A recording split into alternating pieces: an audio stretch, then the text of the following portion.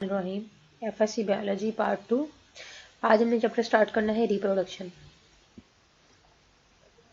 Reproduction इसकी definition करते हैं। एक्चुअली रिप्रोडक्शन एक ऐसा प्रोसेस है जिसमें पेरेंट्स प्रोड्यूस करते हैं न्यू इंडिविजुअल, और ये इंडिविजुअल जो होता है ये उसी किस्म के पेरेंट से ही बिलोंग करता है।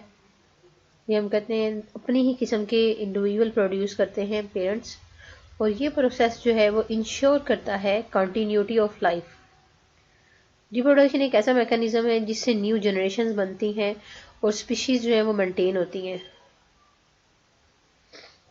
जितनी भी स्पीशीज होती हैं इस यूनिवर्स में वो रिप्रोड्यूस करती हैं और नए इंडिविजुअल जो है वो प्रोड्यूस करती हैं। रिप्रोडक्शन के बहुत से मेथड्स हैं, कुछ सिंपल हैं, कुछ कॉम्प्लेक्स किस्म के प्रोसेसेस हैं।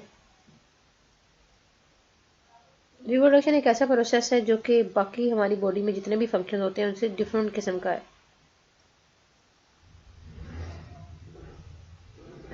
और ये प्रोसेस जो है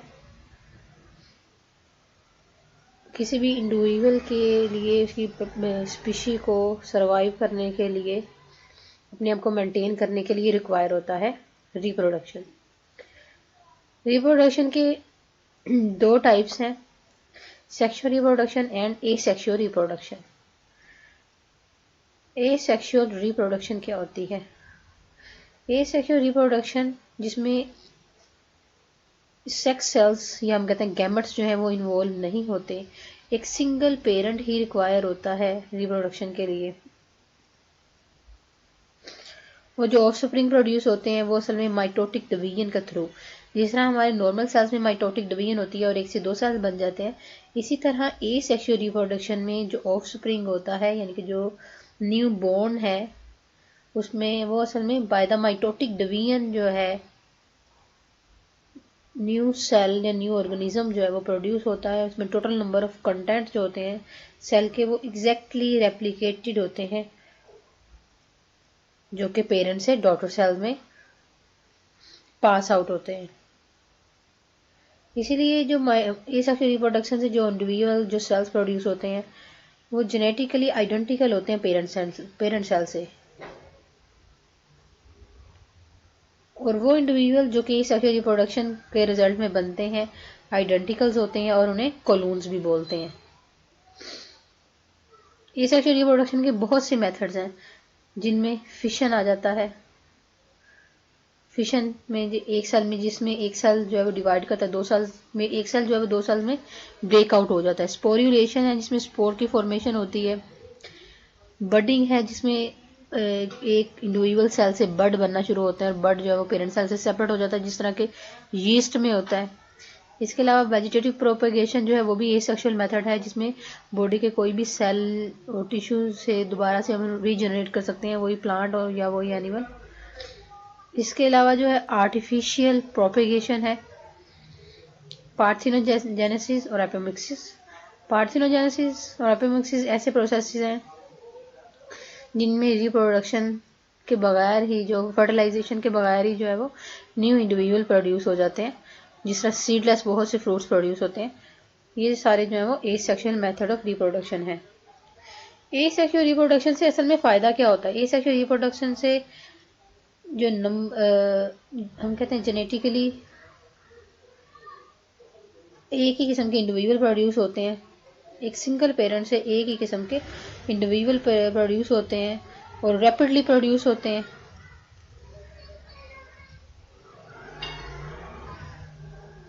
और लेकिन इनमें ये होता है कि जियो पैराडाइज हो जाते हैं, यानी कि जल्द ही ये ख़त्म हो जाते हैं अगर कोई भी डिजीज़ फैले तो, क्योंकि उन सब का जेनेटिक मटेरियल एक जैसा होता है तो कोई भी डिजीज़ जो है वो इक्वली स्प्रेड होती है पूरे इंडिविजुअल्स में, सारे इंडिविजुअल में जो भी एसेक्सुअल रिप्रोडक्शन का रिजल्ट होते हैं तो सबकी डेथ हो जाती है।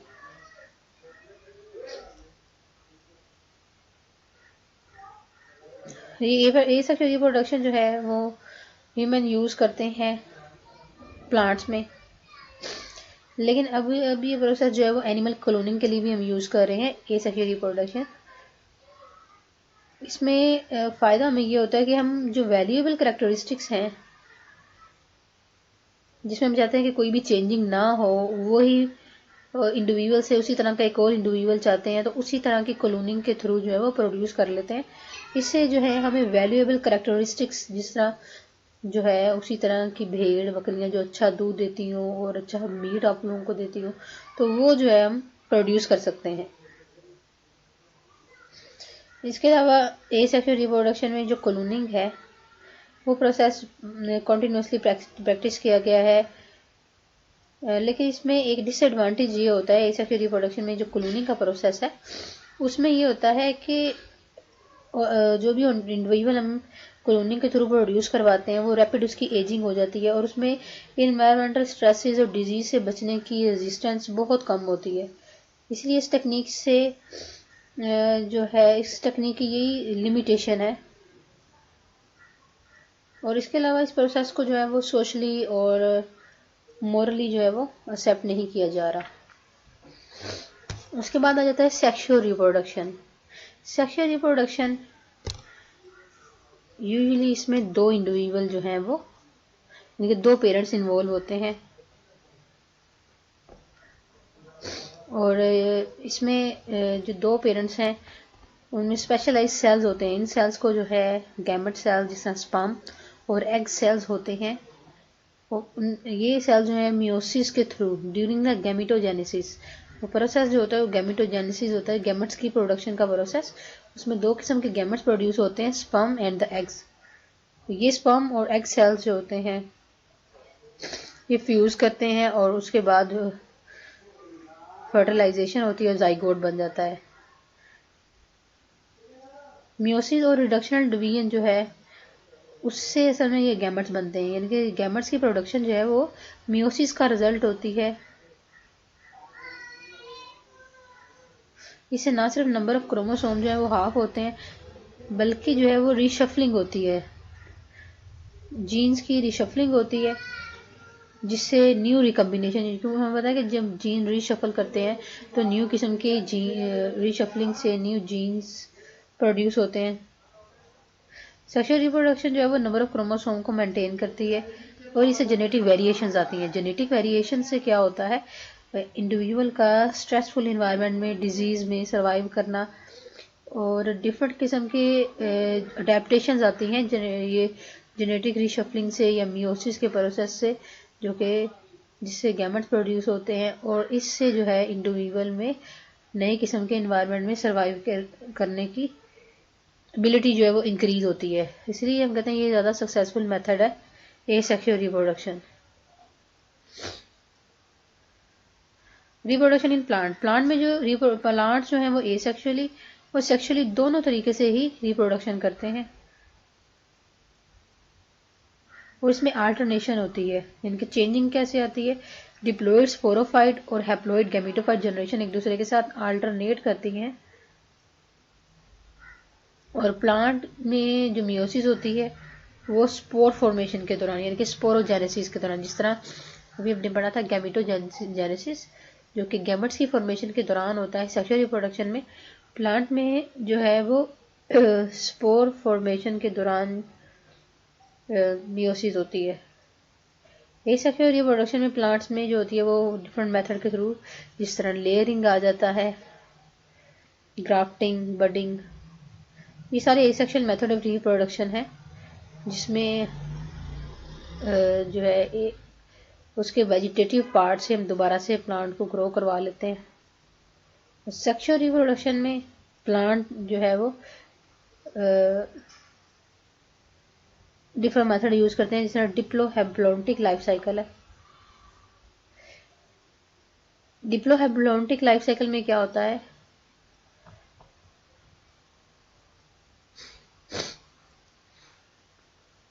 सेक्सुअल रिप्रोडक्शन में प्लांट जो है डिप्लोहैप्लॉन्टिक लाइफ साइकिल करते हैं और डिप्लोहैप्लॉन्टिक लाइफ साइकिल जो है इसमें डिप्लॉइड स्पोरोफाइट जनरेशन यानी कि स्पोर फॉर्मेशन की जनरेशन जो होती है वो डिप्लॉइड होती है और गैमेट फॉर्मेशन जो है वो हैप्लॉइड जनरेशन के थ्रू होता है। ये दोनों जनरेशन जो है स्पोरोफाइट और गैमेटोफाइट जनरेशन वो अल्टरनेट करती हैं एक दूसरे के साथ, यानी कि स्पोरोफाइट जो होती है उसके रिजल्ट में गैमेटोफाइट जनरेशन स्टार्ट हो जाती है और गैमेटोफाइट के एंड पे जो है स्पोरोफाइट जनरेशन स्टार्ट हो जाती है और इसको हम कहते हैं डिप्लोहैप्लॉन्टिक लाइफ साइकिल एक इंडिविजुअल की लाइफ में दोनों डिप्लॉयड और हैप्लॉयड दोनों लाइफ जो जनरेशन प्रेजेंट होती हैं जो कि एक दूसरे के साथ आल्टरनेट करती हैं।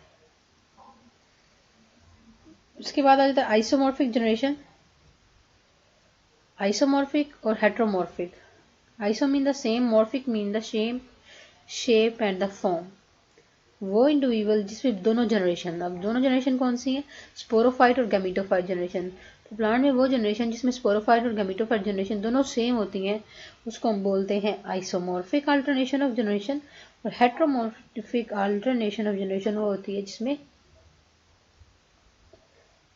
दोनों जनरेशन जो होती हैं वो डिफरेंट होती हैं, डिसिमिलर होती हैं।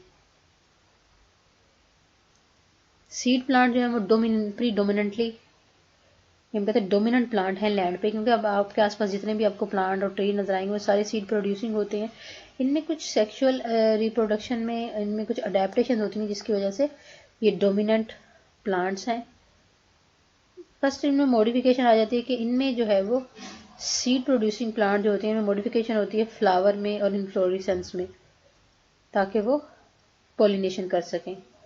इसके अलावा इनमें गैमेट्स के ट्रांसपोर्ट के लिए पोलन ट्यूब बनती है और पोलन ट्यूब के जरिए ही वो गैमेट्स को ट्रांसफर करते हैं सक्सेसफुल। फिर इसके अलावा इनमें फूड स्टोरेज होती है एंडोस्पर्म की फॉर्म में, और इसके लिए इसी वजह से जो जाइगोट होता है उसको फूड जो है, न्यूट्रिएंट जो है वो स्टोर फॉर्म में मिलते हैं और जो उसके सर्वाइवल के लिए रिक्वायर है। इसके अलावा सीड प्रोड्यूसिंग प्लांट में सीड जो होते हैं जैसे एंजियोस्पर्म्स हैं उनमें सीड जो है वो प्रोटेक्टेड होते हैं एक कोट में, सीड कोट के अंदर। और इसके अलावा इनमें जो है वो सीड की डिस्पर्सल आ जाती है कि सीड जो है वो एंजियोस्पर्म में डिस्पर्स होते हैं with the help of fruit, क्योंकि फ्रूट के अंदर सीड होता है। इसी वजह से जो एनिमल्स या प्लांट जब फ्रूट खाते हैं जो स्पीसीज प्रोड्यूस करते हैं या दूर जगह पे फेंकते हैं फ्रूट, तो नई जगह पे प्लांट जो है वो ग्रो करते हैं।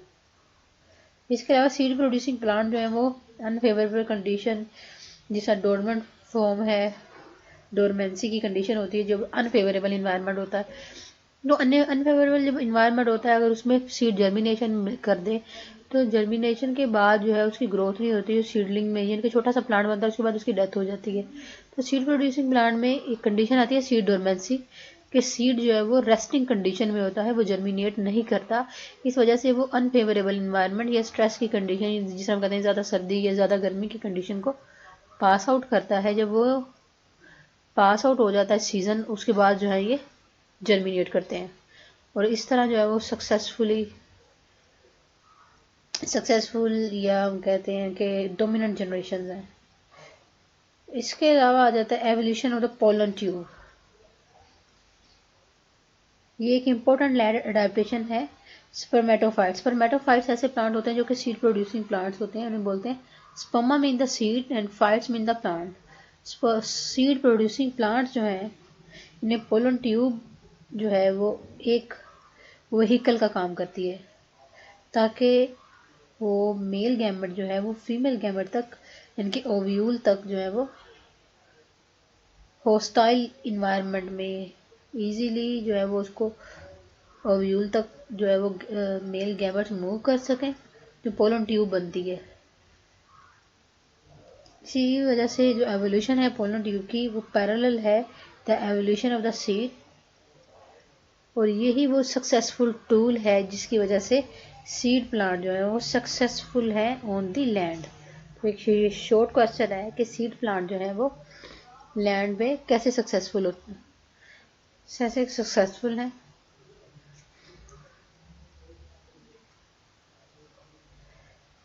उसके बाद ही कुछ लाइफ साइकिल डिस्कस किए हुए हैं, जिस तरह ब्रायोफाइट्स का लाइफ साइकिल है, ये स्पर्मेटोफाइट्स का है। जनरल सबका सेम ही होता है। जिस तरह ये जाइगोट बनता है, स्पोरोफाइट जनरेशन से स्टार्ट करते हैं कि स्पोरोफाइट जनरेशन जो है इसमें ये डिप्लॉयड होती है। इसमें डिप्लॉयड स्पोरोफाइट जनरेशन जो है इसे हम स्पोरोगोनियम बोलते हैं, क्योंकि इसमें जो है वो ये प्रोड्यूस करती है स्पोर मदर सेल, जो कि डिप्लॉयड सेल होते हैं। स्पोर मदर सेल्स में मियोसिस होती है। जब इनमें मियोसिस होती है तो ये हैप्लॉयड स्पोर्स प्रोड्यूस करते हैं। हैप्लॉइड स्पोर जब जर्मिनेट करते हैं तो ये जो है हैप्लॉइड थैलस बनाते हैं, यानी कि सिंगल, पहले डबल क्रोमोसोम थे, फिर इनमें मियोसिस हुई तो single set of chromosome present है, फिर ये सिंगल सेट ऑफ क्रोमोसोम से जो जब ये जर्मिनेट करते हैं स्पोर, ये तो थैलस बनाते हैं, और थैलस से जो प्रोड्यूस होती है जनरेशन, नेक्स्ट जनरेशन स्टार्ट हो जाती है, that is the gametophyte generation. ये गैमेटोफाइट जनरेशन जो है ये स्पोर जर्मिनेट करते हैं तो दो किस्म की थैलस प्रोड्यूस करते हैं फीमेल। ये थैलस जो प्रोड्यूस करते हैं तो थैलस पे ही दो किस्म के ऑर्गन्स प्रोड्यूस होते हैं, फीमेल और फीमेल ऑर्गन जिसे हम बोलते हैं आर्चिगोनिया, और मेल ऑर्गन जिसे बोलते हैं एंथेरिडिया। ये ब्रायोफाइट्स का हमने डिटेल में पढ़ा हुआ है फर्स्ट ईयर में, चैप्टर नंबर 9 में। फीमेल ऑर्गन जिसे हम आर्चिगोनिया बोलते हैं, आर्चिगोनिया में जो है वो सुफेयर बनते हैं, एग सेल प्रोड्यूस होते हैं। मेल ऑर्गन जिसे एंथेरिडिया बोलते हैं, एंथेरिडिया के अंदर मेल सेल्स प्रोड्यूस होते हैं, दैट इज कॉल्ड द एंथ्रोजोइड्स। एंथ्रोजोइड्स को मॉइस्चर की ज़रूरत होती है, वाटर की ज़रूरत होती है, वो अट्रैक्ट करते हैं ओवोस्फेयर की तरफ आर्चिगोनिया के अंदर। फिर फर्टिलाइजेशन होती है, ये भी सिंगल एंड होता है, ये भी सिंगल एंड, क्योंकि ये जो है वो हैप्लॉइड स्पोर से जनरेट हुए हैं, और जब ये फर्टिलाइज करते हैं तो जाइगोट बन जाता है, और इस तरह ये यहाँ तक जो हम कहते हैं यहाँ से लेकर यहाँ तक जो है वो डिप्लॉइड जनरेशन है, ये जो है वो हैप्लॉइड जनरेशन है। तो ये डिप्लॉइड जनरेशन जो है वो हैप्लॉइड जनरेशन को जनरेट करती है, और हैप्लॉइड जनरेशन जो है वो उससे डिप्लॉइड जनरेशन प्रोड्यूस हो जाती है। इस तरह ये दोनों जनरेशन जो है वो अल्टरनेट करती हैं। दूसरा आ जाता है spermatophyte life cycle. Seed producing plants में क्या होता है, जिस तरह जिम्नोस्पर्म का लाइफ साइकिल बताया हुआ है हमें, पाइनस साइलवर्टिस।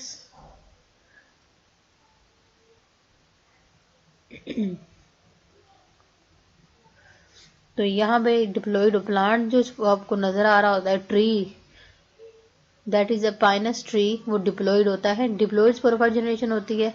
डिप्लॉइड स्पोरोफाइट जनरेशन में दो किस्म की कॉन प्रोड्यूस होती हैं, एक फीमेल कॉन होती है, दूसरी जो होती है मेल कॉन होती है। फीमेल कॉन को हम बोलते हैं मेगास्पोरोफिल, मेल कॉन को हम बोलते हैं माइक्रोस्पोरोफिल। स्मॉल साइज की होती है मेल कॉन, और फीमेल कॉन लार्ज साइज की होती है। फीमेल कॉन के जो है वो प्रोड्यूस करती है मेगास्पोरेंजिया,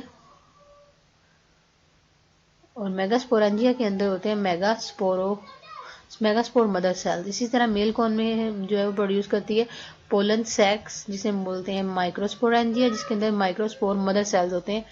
यहाँ तक ये जनरेशन जो होती है वो डिप्लॉइड होती है। फिर माइक्रोस्पोर मदर सेल्स में मियोसिस होती है, माइक्रोस्पोर मदर सेल्स में मियोसिस होती है, और इसी तरह मेगास्पोर मदर सेल्स में भी मियोसिस होती है, और ये हैप्लॉइड सेल्स प्रोड्यूस होते हैं, और माइक्रोस्पोर में मियोसिस होती है, तो यहाँ पे भी हैप्लॉइड माइक्रोस्पोर सेल्स प्रोड्यूस होते हैं। फिर दोनों की जो है फर्टिलाइजेशन होती है, पोलिनेशन होती है, और पोलिनेशन के नतीजे में क्या होती है, फर्टिलाइजेशन हो जाती है, और फीमेल प्रोथैलस, ये हम कहते हैं हैप्लॉइड गैमेटोफाइट जनरेशन प्रोड्यूस होती है।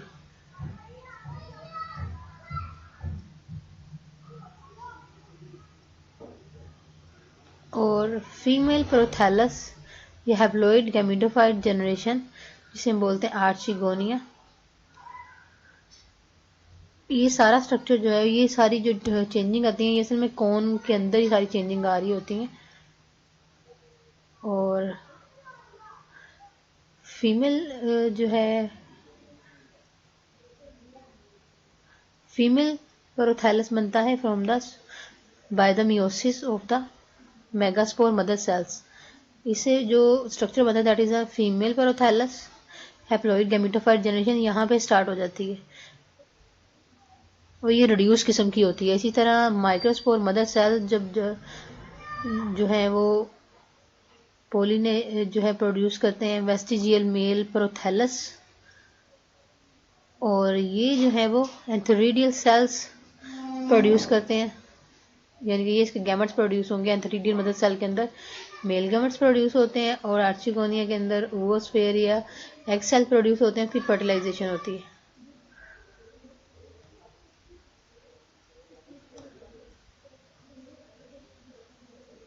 इसमें असल में पाइनस में क्या होता है कि पाइनस में मियोसिस के बाद जब स्पोर जो है वो पोलिनेशन तो हो जाती है। पोलिनेशन एक ऐसा प्रोसेस है जिसमें सक्सेसफुल ट्रांसफ़र होनी होती है मेल सेल्स की टूवर्ड्स द फीमेल सेल, यानी कि पोलिनेशन तो हो जाती है, लेकिन उसके पोलिनेशन के बाद जो है वो इसकी मज़ीद जो है डेवलपमेंट होती है और फिर इसका थैलस बनता है, गैमेटोफाइट, फिर एंथ्रोजॉइड और मेल गैमेट या न्यूक्लियस बनता है। तो ये सारी चेंजिंग जो है आफ्टर द पोलिनेशन बनती है। यहाँ तक जो है ये जनरेशन सारी की सारी जनरेशन जो है ये वाली, ये स्पोरोफाइट जनरेशन आती है और उसके बाद जब इसका गैमेट्स की फॉर्मेशन होती है, प्रोथैलस बनता है, पोलन ट्यूब और फर्टिलाइजेशन होती है, ये सारी जनरेशन जो है वो उसकी गैमेटोफाइट जनरेशन होती है, जिससे एंड में जाइगोट बनता है और पाइनस ट्री प्रोड्यूस होता है।